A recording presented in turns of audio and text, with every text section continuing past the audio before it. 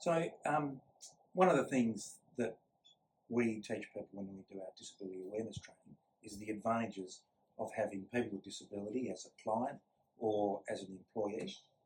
And I think particularly for real estate agents and for landlords, one of the big advantages is the stability. So people with disability, once they find a home that they're comfortable in, they're likely to stay there for a very long time. On top of that, I think when you know that you're supporting someone with a disability as an agency, there's a lot of customer satisfaction, and it obviously broadens your client base. Oh, absolutely. And I think it's such an advantage, particularly for the owners, to have a longer term tenancy in place.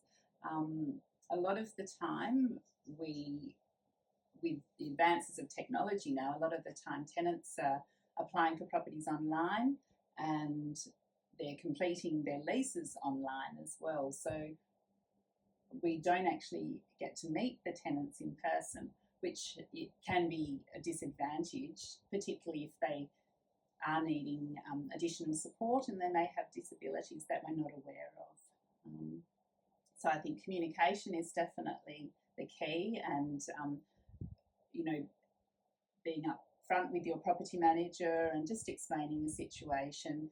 A lot of disabilities may not be physically apparent, and we really rely on our applicants and tenants to communicate so that we can assist them.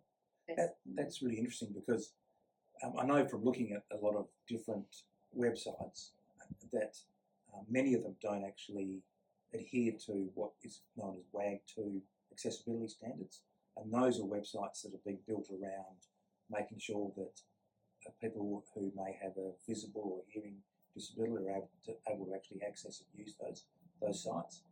And we also come across clients who have an inability to use a phone. So when you've got to fill something in on a phone, like a lease document, they have absolutely no idea how to do that. And even more would be applying for a residence. They would have no idea how to do that using a phone because of their disability. So that's something that I think needs to be addressed. Oh, absolutely. I definitely agree, and it's not something I've ever considered. So thank you for bringing that to light, and it's certainly something as a company we'll be interested in having a look at to see if we can change our procedures, to hopefully help anyone with a disability that not able to access the procedure that the way we've made it. Yeah.